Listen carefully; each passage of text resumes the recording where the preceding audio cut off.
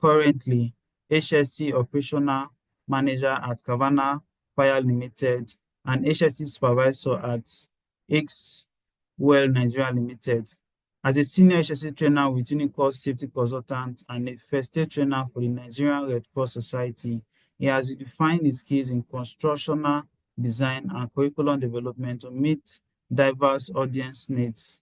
He holds an HND in Statistics Science from Yaba College of Technology, Lagos, and a BSc in Demography and Social Statistics from the Federal University of Oye, Ekiti, Ekiti State. His certifications include and not limited to being a certified trainer with the World Safety Organization, WSO, a CPRO and AED trainer with St. John Ambulance, and holder of Advanced First Aid and Training the Trainer certifications from the Nigerian Red Cross. Taiwo's core skills include first aid expertise, strong communication, leadership, and curriculum development. He is adept at connecting with diverse audiences and delivering practical and impactful training sessions. He is a member of the Nigerian Red Cross Society, World Safety Organization, Institute of Safety Professionals of Nigeria, and the Emergency Crisis and Risk Management Institute. I'm also happy to say that Mr. Taiwo is also a member of the Sustainable People Group, which I'm also part of. He is dedicated to fostering a culture of safety and emergency preparedness. Taiwo Samson continues to make impactful and positive progress by equipping individuals with essential life-saving skills and promoting effective responses to emergencies. So, with a round of applause and show of emojis on the chat box and typing on the chat box, please let's welcome Mr. Taiwo Samson. So I will stop sharing my screen so that I'll allow you to share yours and you can start. Over to you, Mr. Taiwo. Okay, good evening, everyone. Please, Mr. Abanon, kindly confirm if you can hear me. I can hear you loud and clear. Okay, nice one. Thank you for that. I really want to welcome everyone on the call. I want to say thank you to the ASSP Nigeria for the privilege given to me to come on board to have this session together. Currently sharing my screen. Please also confirm if my screen is visible. Yes, we can see your screen and also hear you loud and clear, but you can reduce your volume of speech so that we can hear you more. I should reduce my volume or increase the volume? No, you can increase. Okay, all right. That's just a start off. Okay, all right. Thank you, everyone, once again for coming on board to join us for this learning section. I'm so privileged to have this call. We are going to be discussing, or we are going to be sharing together what we refer to psychological first aid. Wow. I must be sincere. When the flag keep coming out, when the publications keep coming out, a lot of people are just asking, what do you have? Who are you? Are you a psychiatric person? Are you a medical person? How do you going to take this course and the rest like that? I just laugh because one of the things that I've had series of courses and training on this part. Okay, so just because of my time, I would just like to just straight to the topic of discussion. So, however, I would like to make a foundation of this discussion to be that anybody or everybody, irrespective of your background, irrespective of who you are allowed to practice what we call psychological first aid. Okay? It doesn't really matter on your level of organization or your level of education or your level of accumulations. No, these are just the primary things we do that we've been doing it actually, but we don't have the idea or we don't know that, oh, this is what we've been doing and this is what is called psychological first aid. Okay. So quickly, our focus of discussion is simple. We're going to be focusing on what the psychology is all about I'm just going to remind us of what first aid is all about. Then I'm going to bring the two together to see how the correlations look like. And we're going to look up for when and where can you perform what we call the PFA. Then what is going to refer, we're going to also be looking at what we call the goals of performing the PFA, which is the psychological first aid. I will look at the principles. Then we are going to probably round up with what we call what you need to do and not to do when you're providing what we refer to the psychological first aid. So quickly, I'd like us to do this together. I just to confirm, you're still hearing me from the audience. I'd like one or two people to show indication to read what he or she sees on the screen. I don't know if you can hear me. I just want from the audience to be ascertain we are here. What can you see on your screen? Just if you know you want to talk, just indicate by raising your hand so we can ask you to unmute. All right, thank you. Now, I'm not sure, Mr. Daniel. Okay, so you've been asked to unmute to speak, so go ahead to read what you see on the screen. All right, thank you so much. What I can see here is I am now here.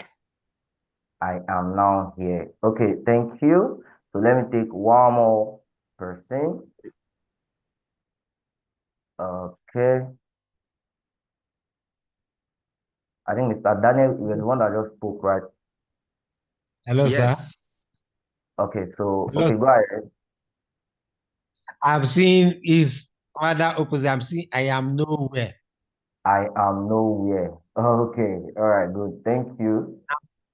I am now here. I'm seeing. Okay, all right. I think that's Mr. Kelvin, right? Mr. Kelvin just No, spoke now. Dozie.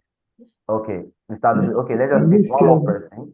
Mr. Kelvin, so go ahead, yes, for the one more person. Mr. Kelvin, go ahead. The same thing. I am nowhere. I am nowhere. Okay, thank you for that. The right thing is I am now here. So automatically, if you've been saying I am nowhere, please direct your attention, direct your thoughts, direct of everything you've been thinking on back to these sections. Make sure you are with us. Make sure you are here. However, if you are in Nigeria, make sure you are here on the call. That is what it means. I am now here. Please do not see I am nowhere. If you see I am nowhere, definitely we'll have to find you, either using Pythagorean theory or using quadratic equations until you find you here. But please make sure you find yourself here. All right, so let's go quickly into today's discussions. The first thing we want to look out for here is what we refer to what we call psychological first aid. So before I forget and I move on, the basic of discussion and this material are gotten from two known or notable people in this business. The first person are the World Health Organization, and the second person are the IFRC. IFRC stands for the International Federation of the Red Cross and Red Crescent. So this is where I got my information. Everything we'll be discussing here I gotten from these two references. Okay, so what is psychological here? It's simple. It's simple. It's a study of what we refer to the state of somebody and the way we behave with their processes. That's what we refer as psychology. How people behave, how we can determine. Most times, one of my colleagues will say that I think I can think what this guy is thinking. That's also what we refer as psychology. If you can think what the guy is thinking and how, if eventually you can say, don't worry, I know this guy is going to do this now, he's going to do this now. And if you eventually do that, that's what we call guessing right. You said, oh, this person was able to get my characters, or some of us, by the time we could be in a conference or we could be in a meeting and somebody wants to say what is in your mind. At the time that the person says it, you're like, like this person has just read. It's just a study of how people, should I use what we think, or how mental and a process at which we also, that comes along with what we refer as behavior.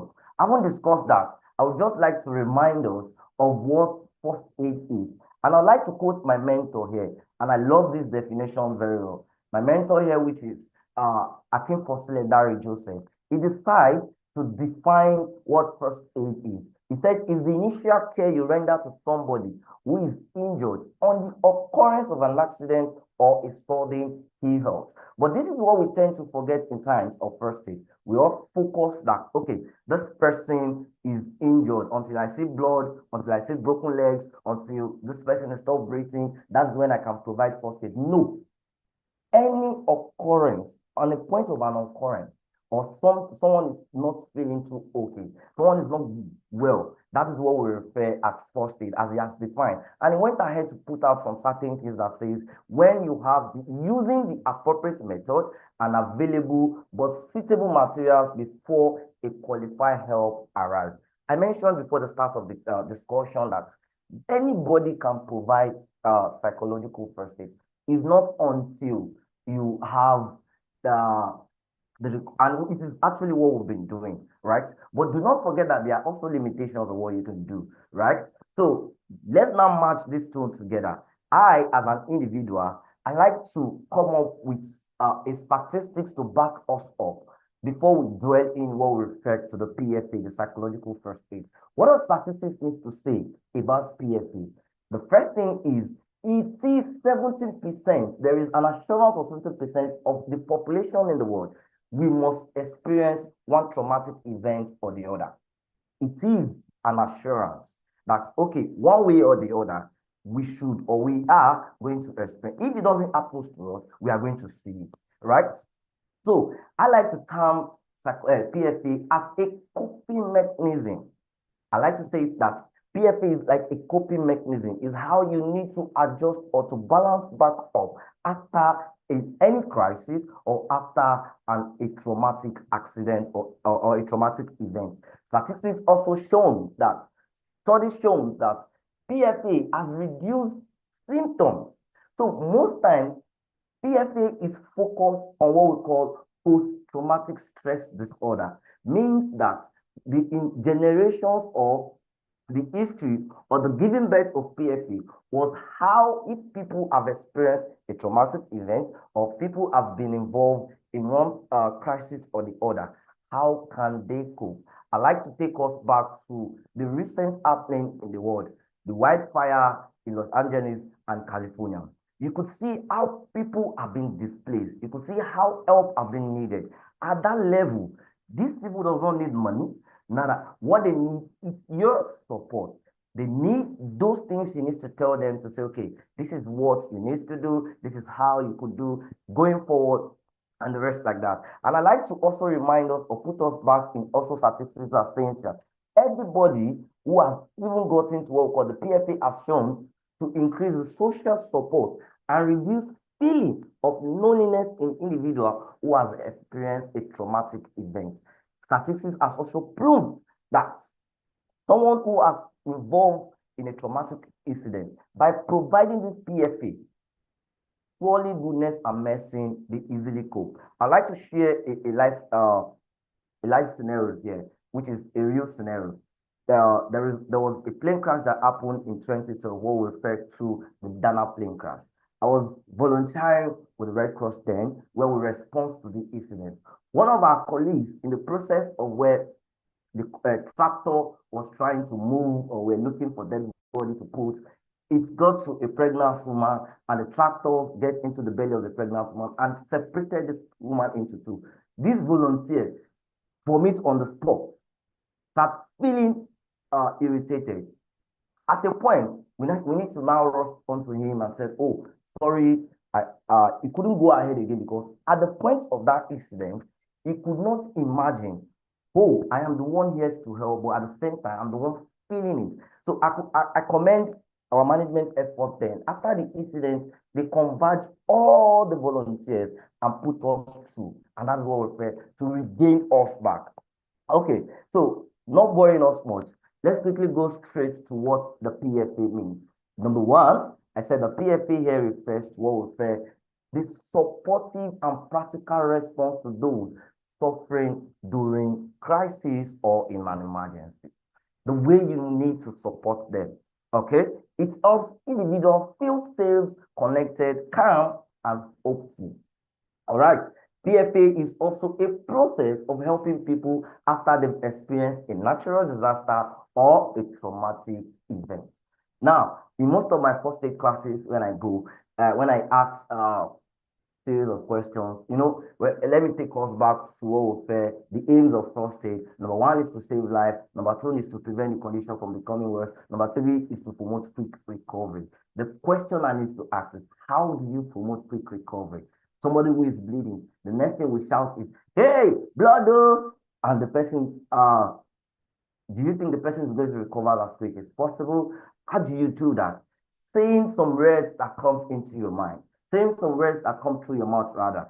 For an example, you notice as a responder or as an, let me use the word, an HSC responder for an example, you're managing a firm, you just being called, oh, there is an accident. On getting to the scene, you find that some, maybe your colleague or one of the workers that was working and is bleeding. The next thing you're not saying is that, did you follow the HSC procedures? No, you are automatically going to kill that person because at that level in time, the person needs your help. That word you're going to tell the person, oh, sorry, but it's just a minor injury. You're going to recover as quick as possible. You have automatically provide what we call a PFA.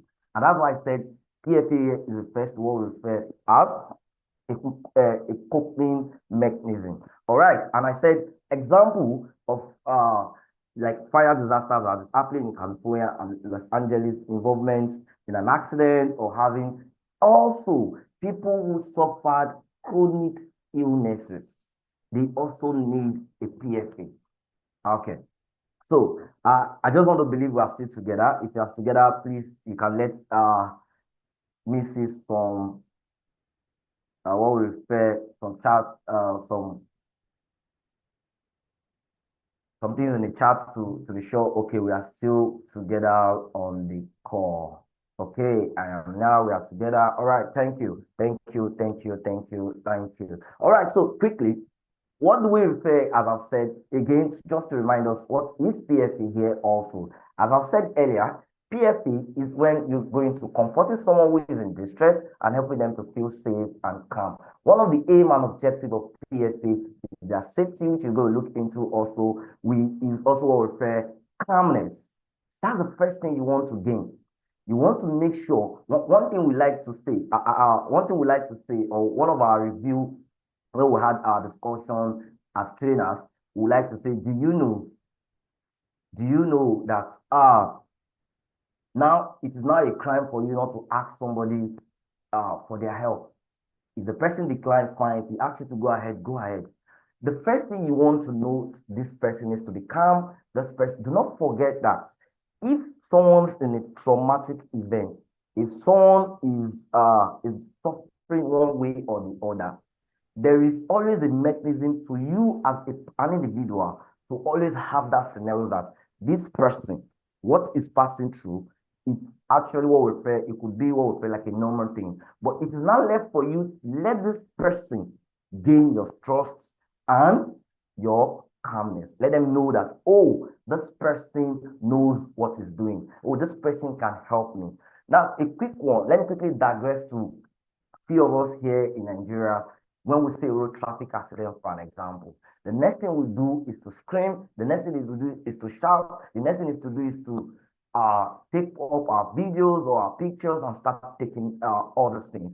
Instead of us, if you cannot do anything, one of my mentors will say that it is not until you apply bandages, until you apply CPR on the person that you perform first aid. No, for you to go ahead and talk to the person, sorry, you will become, you have to provide first aid. And that is what we refer as psychological first aid. You want to protect people from further harm. You are providing what we call emotional support. You're helping to address immediate needs of the person if it requires, depending on what kind of trauma situation the person has gone through.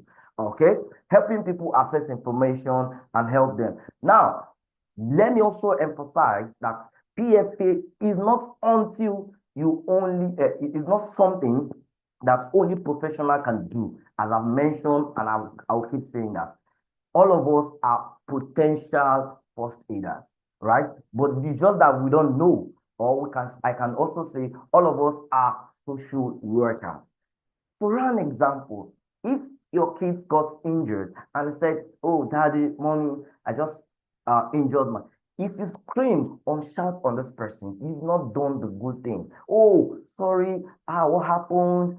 The baby start narrating. If the person will be, or the baby will be free to tell you how it has gone. But screaming or shouting on her on him will prevent him from certain information.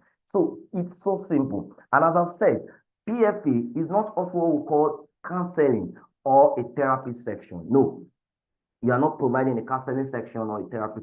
I could recall a few years back, it's also a life scenario. There was an accident. I think one of my bosses were trying to go for a training, and he just said we need to stop by and attend.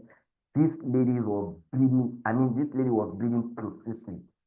The first question he asked me, which I approached, was, "Can I survive?" I was like, wow, what do I tell to this person? So from years from the experience, I just told her, no, when I mean this lady was bleeding profusely, the injury was really, really wide. So the next thing I just told her is just a small injury. You're going to survive. What I need to do here is just to put this pad and tie you up. The next thing is to take you to the hospital.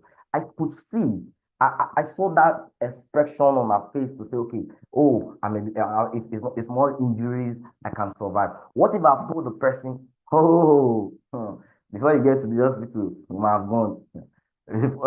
Okay? So, PFA, as I've said, is not a counseling or a therapy section. All right? It's also not an encouraging detailed discussion with the event that has caused the distress. You don't want to remind them what has happened to them.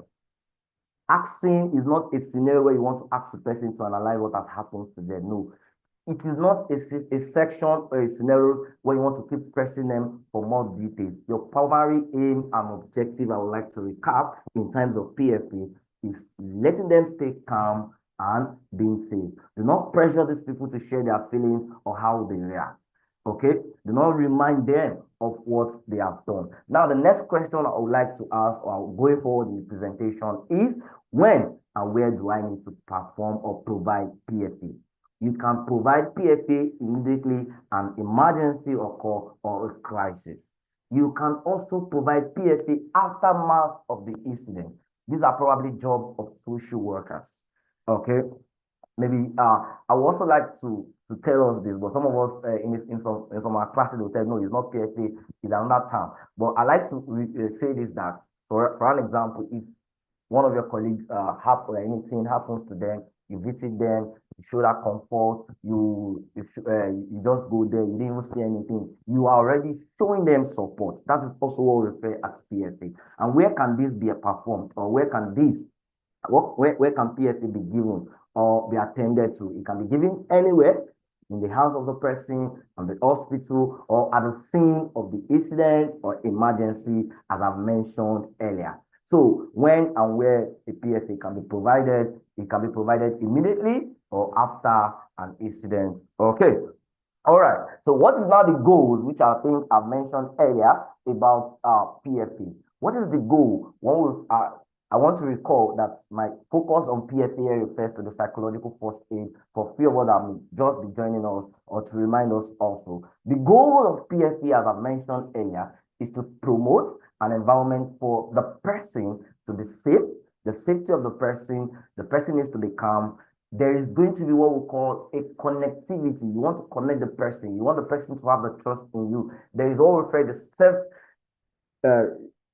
You want the person to have that relief, and at the same time, you also want the person to have hope.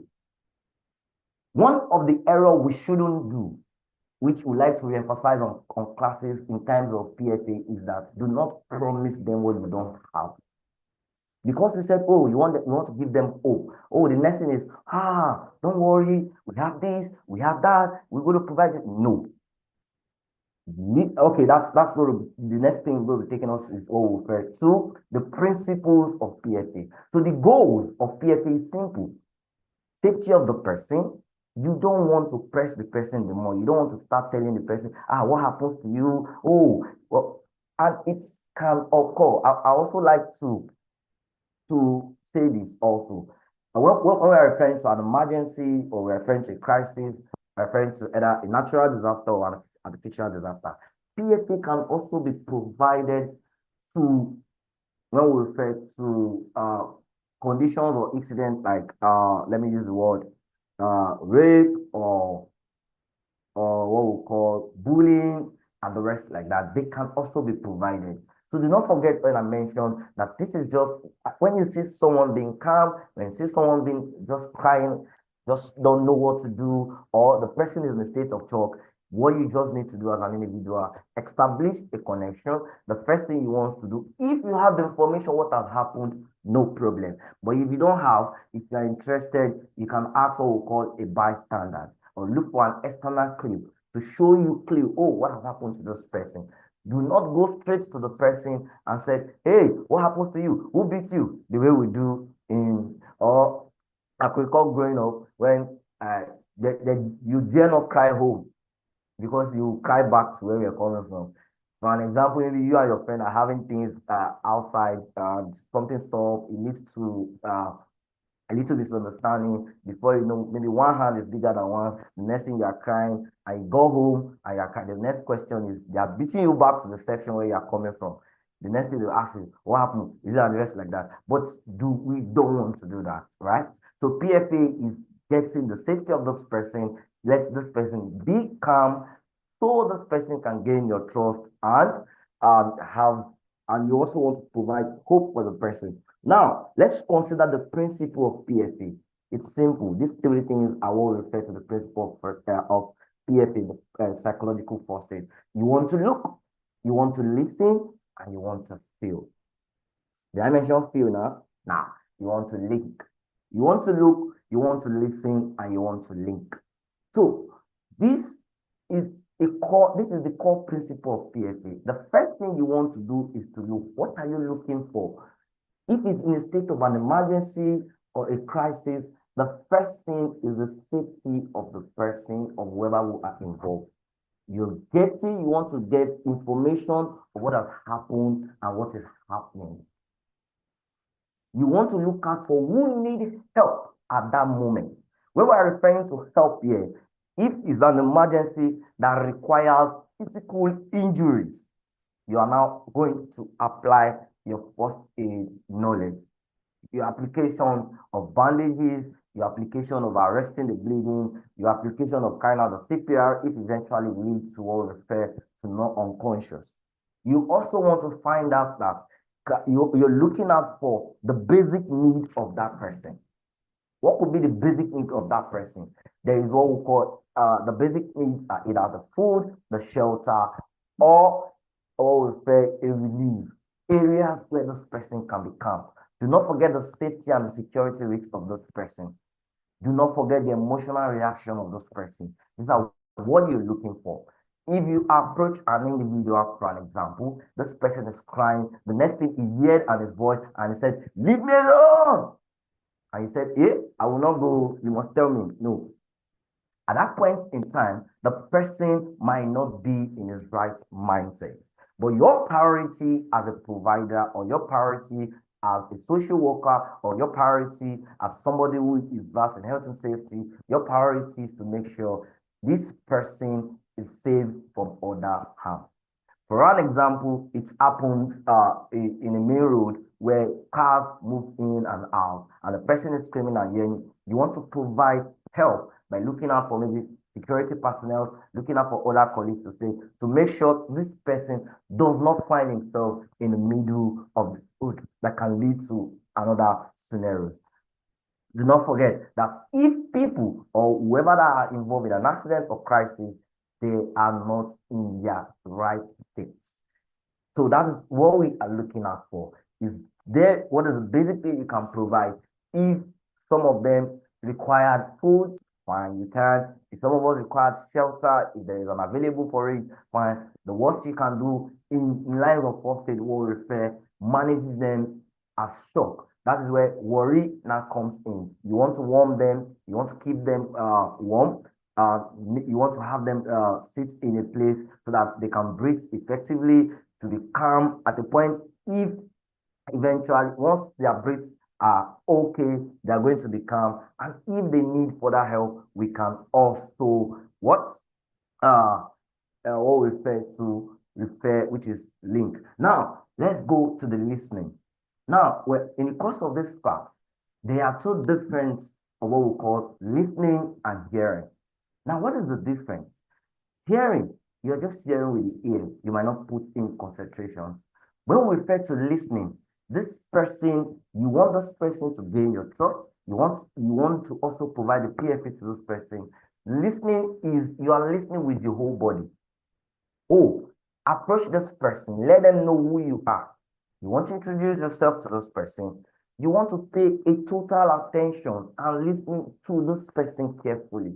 Oh, for an example, this person might yell out, "Hey, leave me alone." He doesn't want to go, "Oh, I respect that. Don't worry. I know you're fine. Okay."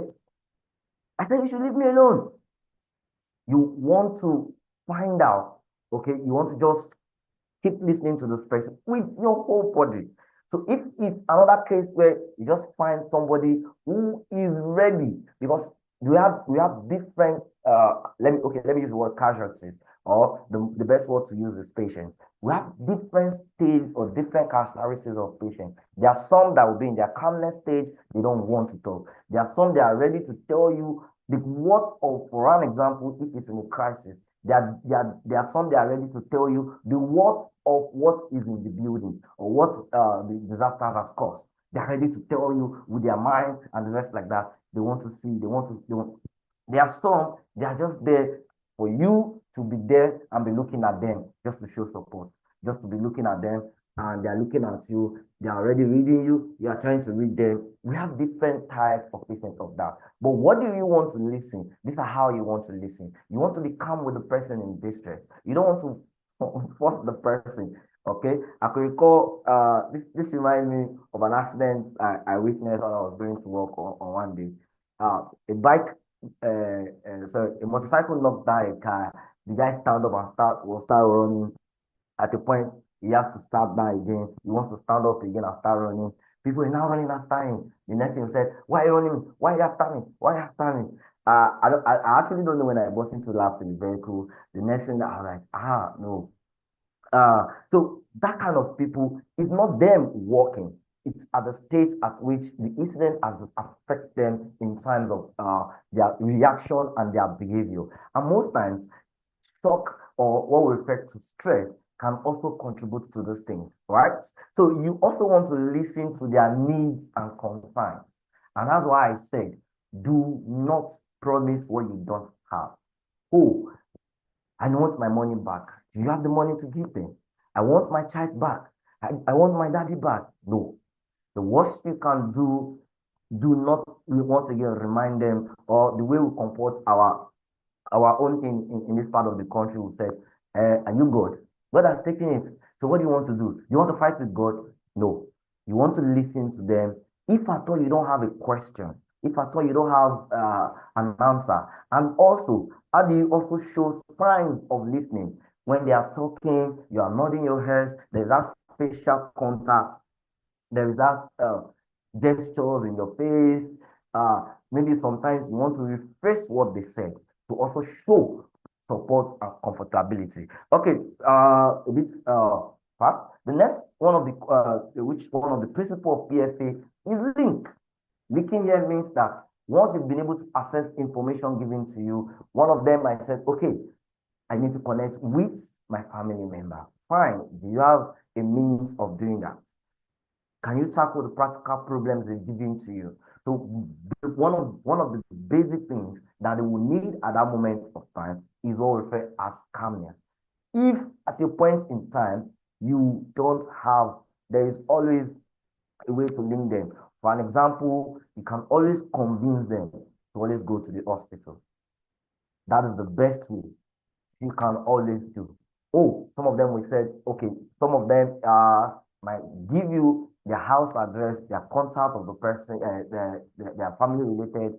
It's another good way to say, okay, I'm going to take you down to the place. I could recall during the Dana plane crash then, we have one of those victims that was really crying excessively. By the time we take her to a camp area, after discussing, the next thing we find out, he was able to provide what we call family related within, and we show support with our vehicle to take the person there.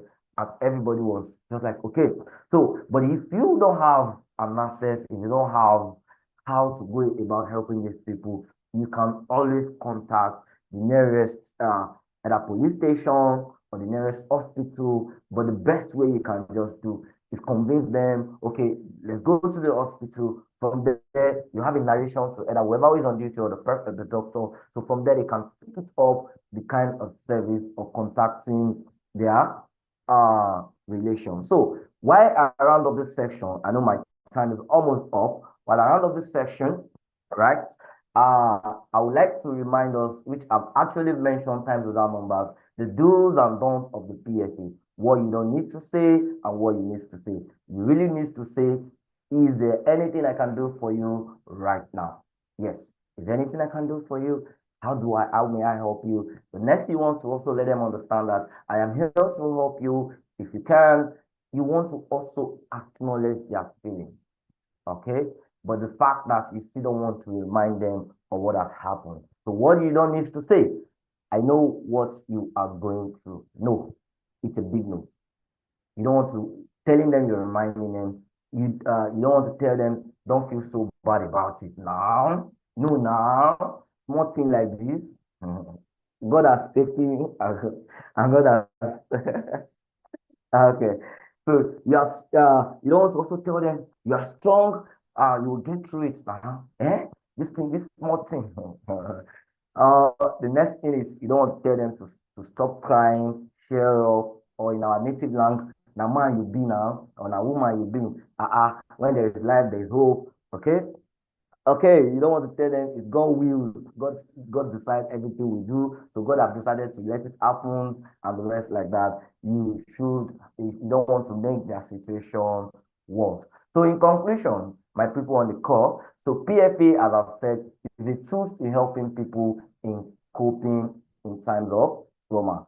It's just, as I've mentioned, a coping technique. And as I've mentioned, everybody is entitled or can provide a PFA. But however, most times, respondent, when I refer to respondent, an emergency respondent or medical people, these are people, but however, it is open to everybody to, so for some form of one that says, oh, I've seen this as a career, especially like social worker or people of some people that have said, okay, I decide I want to leave this country and go to another country to work as health worker or health practitioners. You are entitled to this because when you are assigned as a caregiver to someone, you are also want to be providing a caregiver for, like as I mentioned, there are some people who have chronic illnesses. They just need support. They don't need people to be there for them. They just need.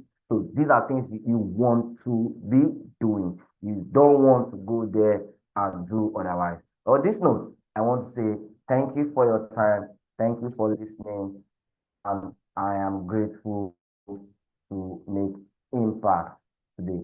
Mr. Banon, thank you. I think you have the floor. Thank you very much, Mr. Taiwo, for your wonderful presentation. I'm looking through the chat box now, and I'm seeing lots of responses. Thanks for the good job. Thanks for the presentation. Lots of persons are clapping for you. Thank you, sir, very concise. Thank you very much, sir, for the amazing and impactful section. Chukwuebuka, great one. Kashi, thanks for the presentation, Mr. Taiwo. And lots of, please keep them coming to appreciate our wonderful presenter for today. Mr. Taiwo has been taking us through on psychological first aid for the past 30 minutes plus, and it's really been a wonderful presentation, and we appreciate him for this. So if you have questions, comments, feedbacks, we would want you to drop them on the chat box. You can also raise your hand. We'll call you to unmute and speak.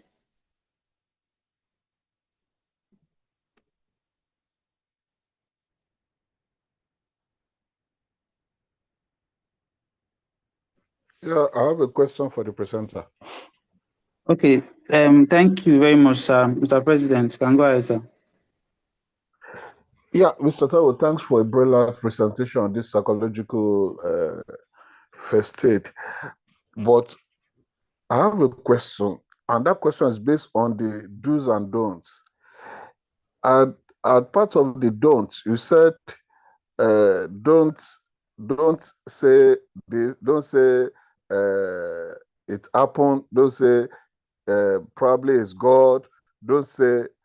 But you find that most of those things you say don't say are the things that people actually say, especially if the incident has to be a fatality, ending fatality. You see people start coming, if you lose a loved one, and then people come around, exactly what you have written there that don't say are those things that people will say. So in such cases now, if you are at the receiving end and they are telling you, what do you do?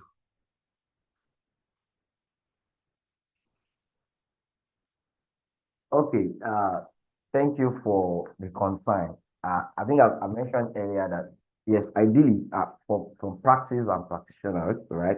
You are not meant to say, okay, God will do that, God that. If I am at the receiving end, okay, that is what I pray should happen to you, right? Okay. Being a trained Yes. personnel, I will have understand that okay, those people, I think that's the best way for them to what's it called, to address the situations or to that I'm referring to me as an individual because I've been trained. I know how I can what I should do.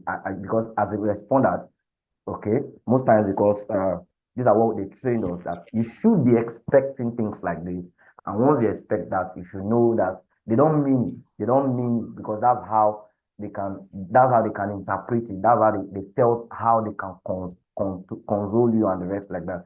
So, but for you as a responder or for you as a trained personnel, you don't want to say things like that. One of the reasons, for an example, I had a lot of experience where we I think we're asked to, I think, yes, after they give us a PFA training for 5 good days, another 2 weeks, we're now deployed to the field to check around those who have lost their property, those who lost their life during the tunnel plane crash.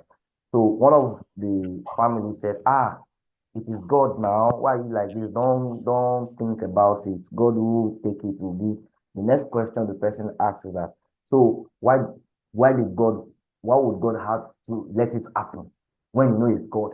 So one thing is that this kind of questions bring back the memory. This kind of question reignites what, like refresh them back. Okay.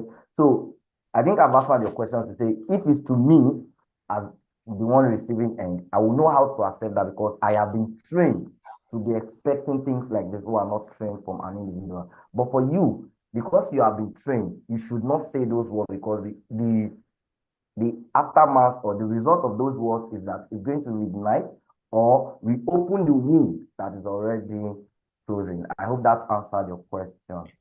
Yeah, very well. That's okay. Thanks. Thank you. So I think Mr. Emmanuel is on the way. Okay, thank you very much, Mr. Taiwo. Thank you, President, for your question. Before we take Mr. Emmanuel Ojiyowi, we have one question on the chat box which says, that is from Mr. Ebe Wandozie. He's asking, how can one initiate this PFA in his workplace? Okay, initiating PFA is simple. One thing you want to do is what we call awareness training. You want to train your people how to deliver a PFA in case of an emergency or in case of any kind anything that happened.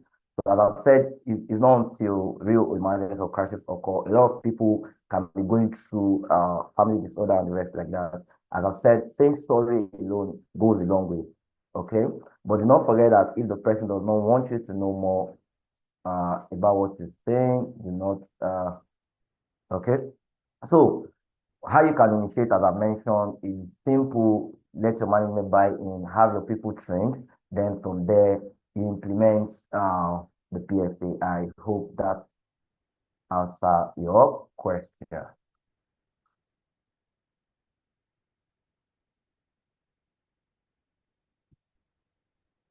Mr. Bannon, I hope that answered your question. I hope so too, Mr. Samson. So let's see if Mr. Emmanuel can mute and speak. Mr. Emmanuel Jerry, Yeah, good evening. Oh, please confirm if you can hear me. loud and clear. Sir. All right. Thank you very much for this lecture. Just like the first speaker did say, my question was is almost similar to what he said. Those don'ts that you highlighted, I don't know. Most of the time, you see that those words are actually the encouraging words. Like there are some, I don't know whether it is the way we actually say it to the victim that it is not allowed to be used, or is it the tune or the words itself? Because sometimes if something happens to somebody and you tell the person in a way that thank God though it did not pass like this, so thank God that it is not like that to that now like this it is stop. I think the person will feel more encouraged to say, okay, at least this is how it happens. So I am looking at those don'ts. If you look at it very well, you see that they actually encourage someone in kind of like to be motivated to bounce back from being beaten down, that like they can still move forward. But now you are saying that those words are not the right words to use. So I'm a little bit confused. Okay, a quick one. There is all refer to what we call good practices, and there's what we call it professionally. Okay, so one of the things we come across is that from research, especially the African section or African territories, is that those words we are used to them. Okay, it's now like a day-to-day activities. If things happen the next, because should I use the word, you're already expecting such, so we are used to it too. So ideally, professionally, you're not meant to use that word, because one of the things you're going to use that word you're doing is to reignite what has already uh probably healing the person up, or the person is already maybe coming up from it. Okay, so as I've said, in this part of our country, I don't want to use the word we should stop. No. So let's go by the, as I've mentioned, let's go by the standard, and I will refer back to my reference of presentation, the World Health Organization, and also the IFRC, which is the International Federation of Red Cross and Red Crescent. So I also hope that answered your question, sir. So do not be confused. All right. Thank you. Okay, so we have another hand raised, that of Mr. Chinyere Wosu. Please, you can mute and speak.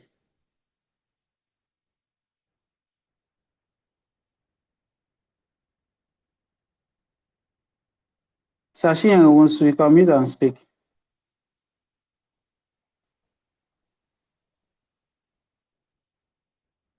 Okay, we'll come back to you for a question, or you can type it in the chat box.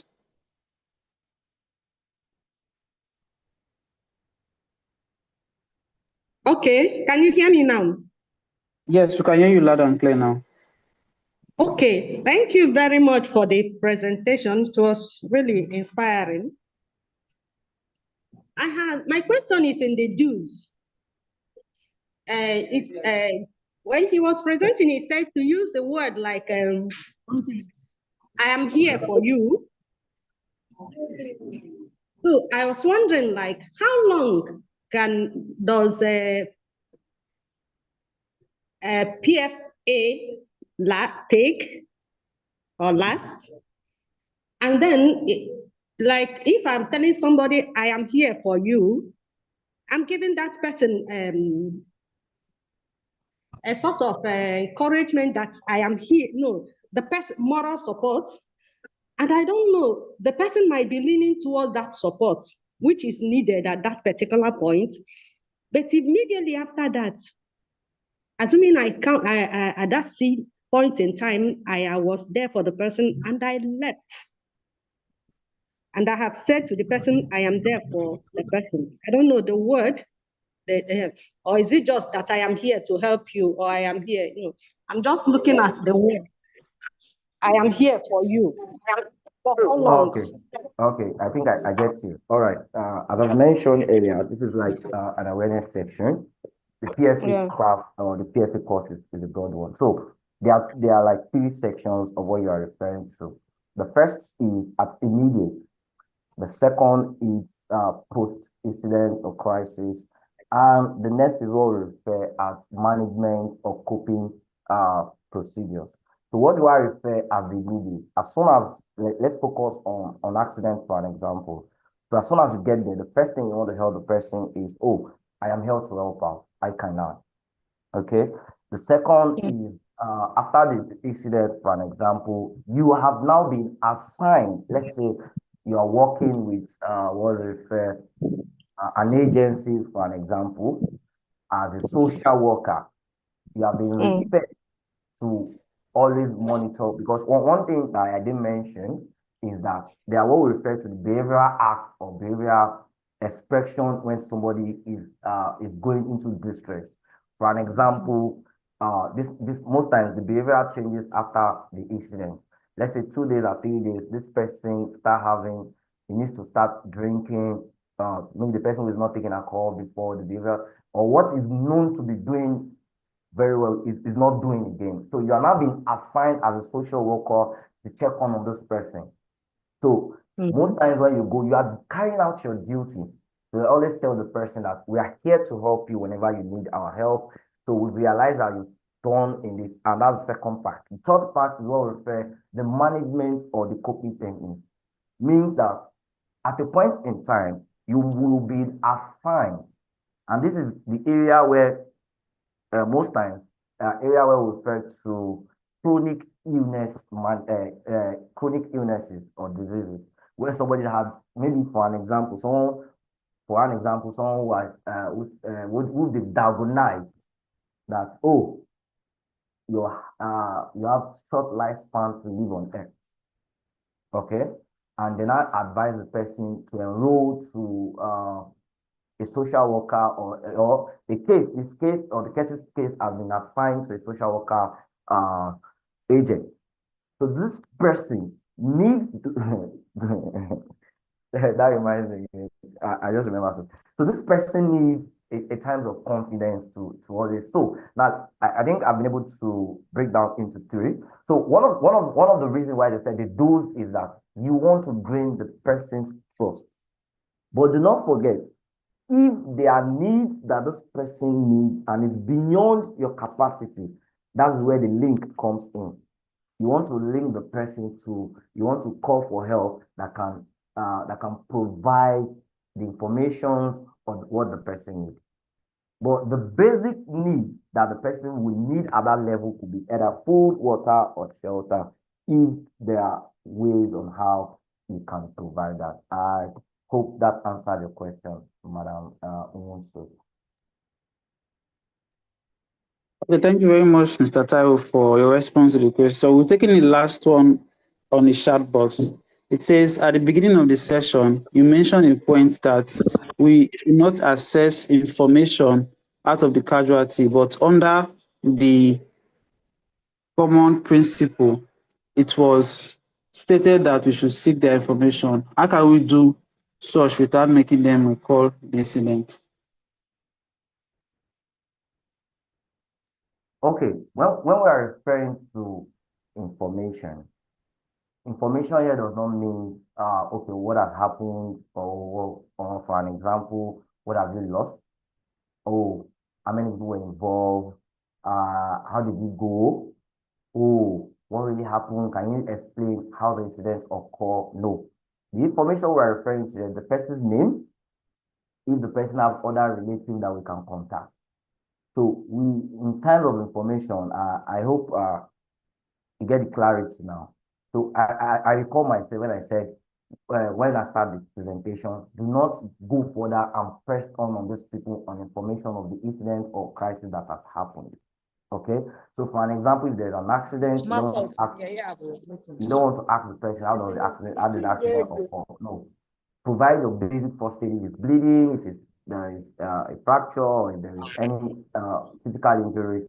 The next thing you want to do is ask the person's name, then take the person to the hospital. And that's why in the scope of first aid, that's what we have what we call history or external clues.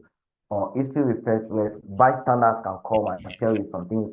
So you might want to be looking up for an external information from people around, not from the patients. I think that's the best word we use in terms of psychological first aid. All right, thank you. I hope that also answered. Okay. Okay, thank you very much, Mr. Taiwo, for your responses to all the questions raised. Please, I want to confirm if Mr. Dare is on the call. I want you to throw more light on the presentation, one word or two. Mr. Dare. Yeah, I'm here. Thank you, sir. Please go ahead, sir.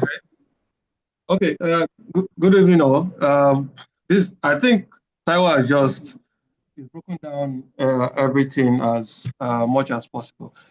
Just like we often discuss in first aid, there's a cultural aspect to the way we do things and practice. From global perspective, take it or leave it, the world has been westernized, and there's a form of, how do I call it now, generally acceptable ways of doing things. And that is why, although you can tell someone, oh, I understand the contention in terms of what we've been trying to understand here. In this part of the world, you can tell someone, God give it and God take it. You can say, some of those things we've argued or tried to understand why we shouldn't say. It doesn't mean it's generally acceptable. If we go by, you can use either he made reference to International Federation of Red Cross and Red Crescent Society model. You can also look at John Hopkins University model for psychological first aid. They are very similar. And in both cases and or in all forms, even WHO, World Health Organization, the start of psychological support is to listen, which I do not. I'm trying to be careful with my words. I don't think we are very good at listening in this culture. We like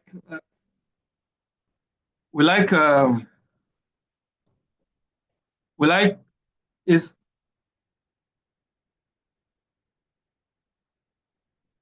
Can you hear me? Yes, we can hear you. Please go ahead. So we have a cultural standing where, when you have certain authorities, certain privilege, you can talk. But when people are, and generally, the fact that someone is listening to you doesn't necessarily mean it's acceptable. It's just that it's our culture, we accept it. But the starting point is always to listen. So if you go by IFRC guideline, you can use an acronym ASAP. The first is active listening. And then the next is stay close. Someone asked, when you say I am here for you, to what extent do you stay? To what extent? It is to show care.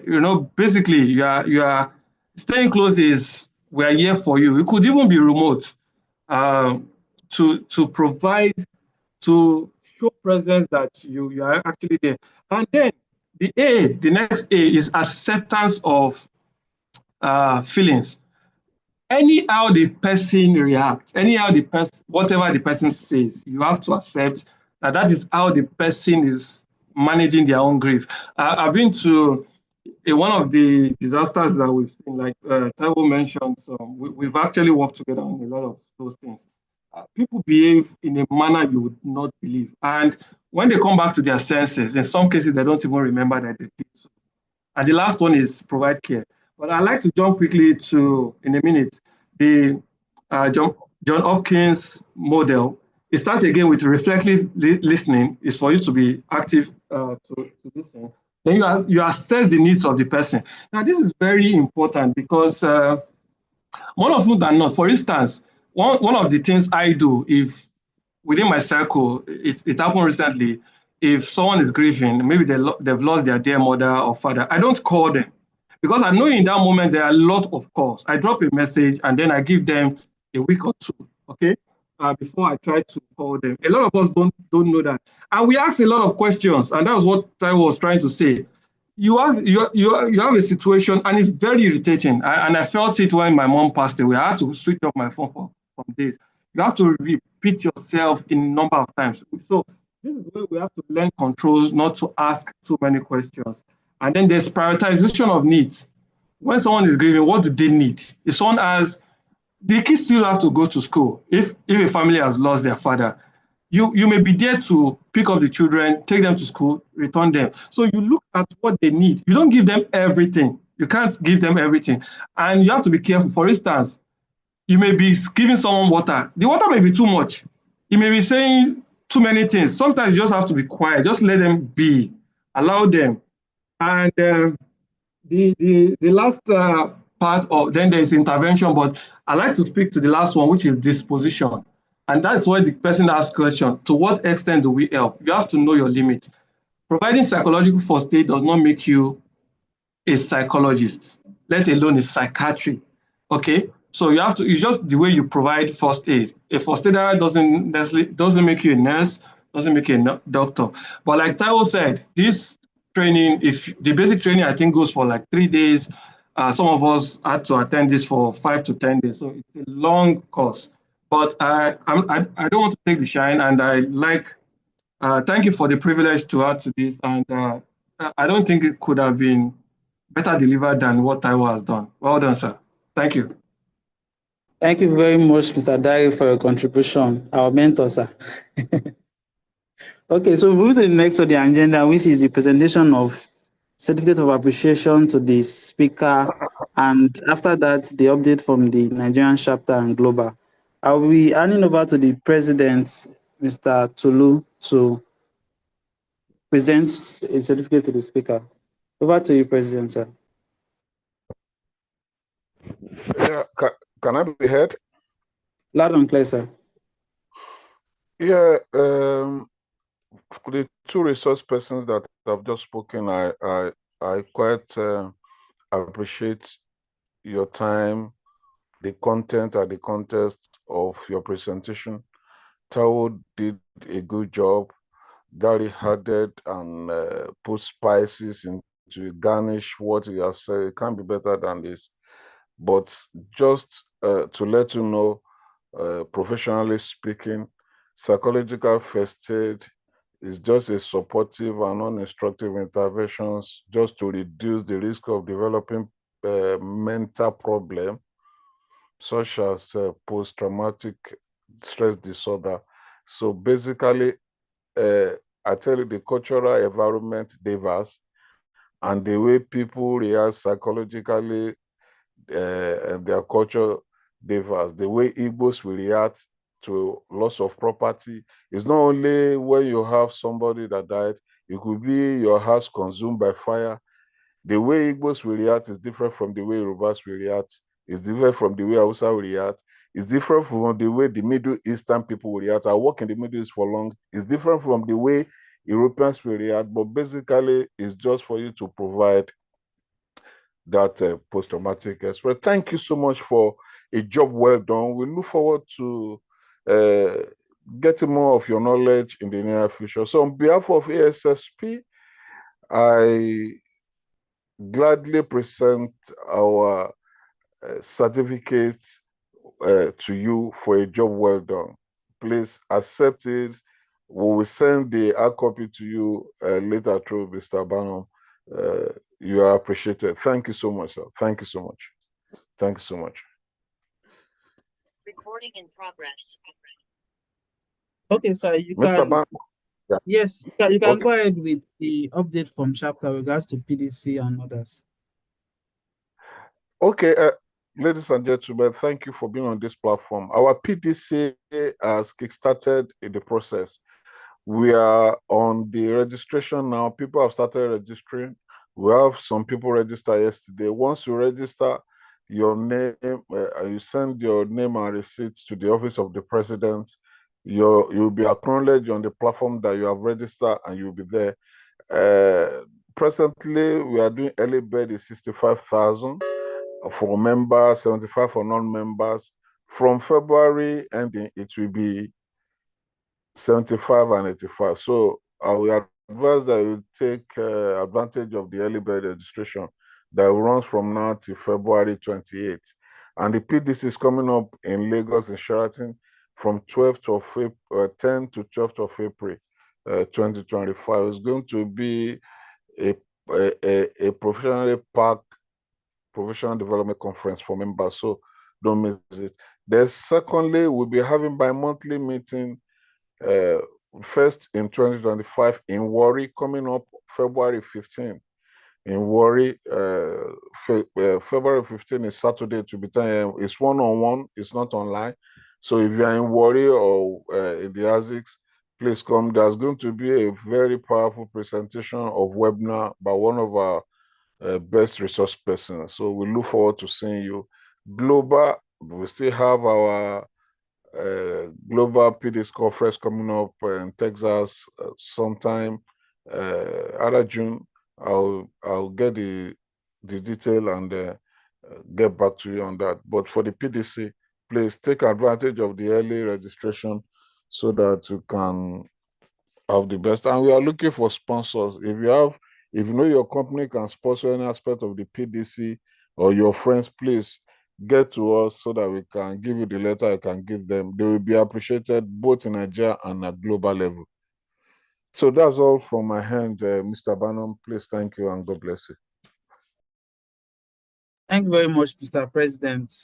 And also the announcement for the PDC, there is a mentorship essay and safety poster design competition that will take place at the PDC.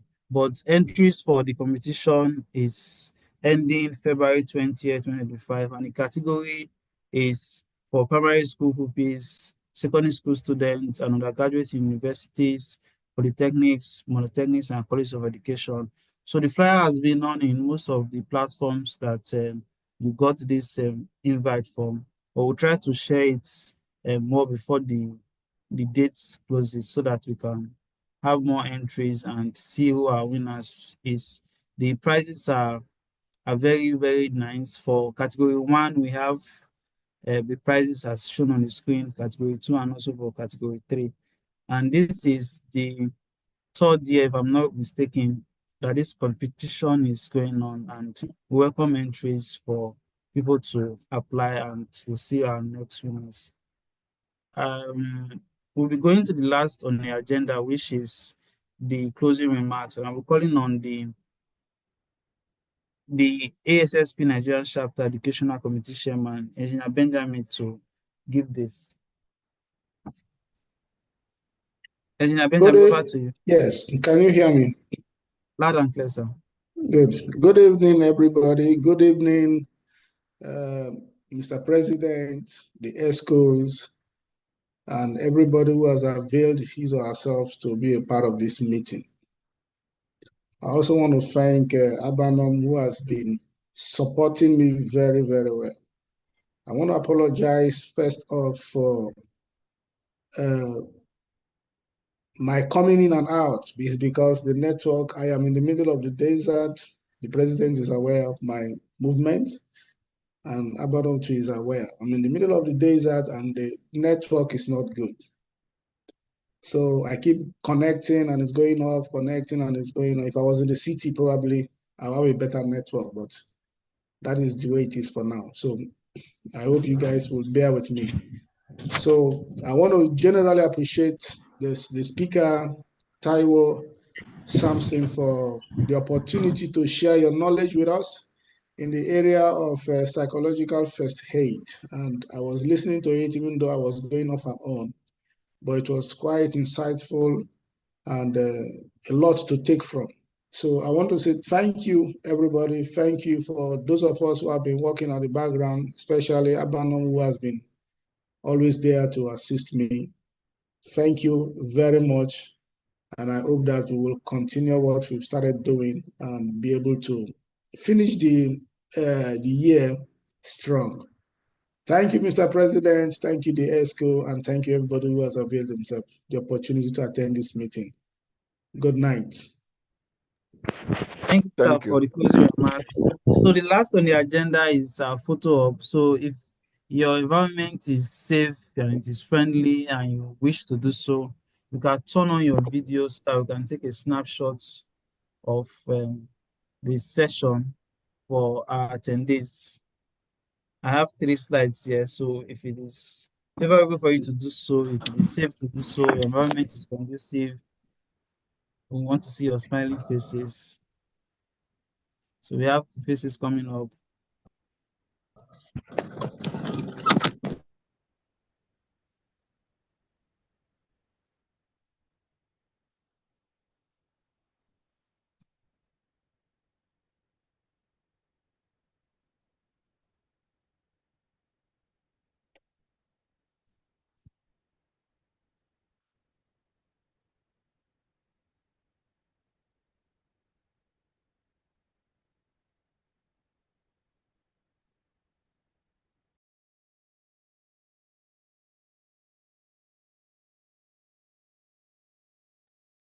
I'm taking the second screen.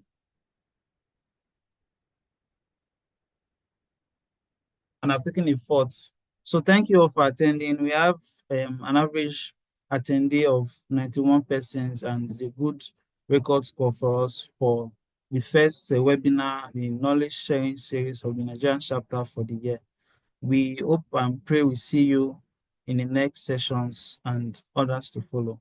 Do enjoy the rest of your day, your evening, and good night. Thank you, everyone. Thank you. Thank you, Mr. Abano.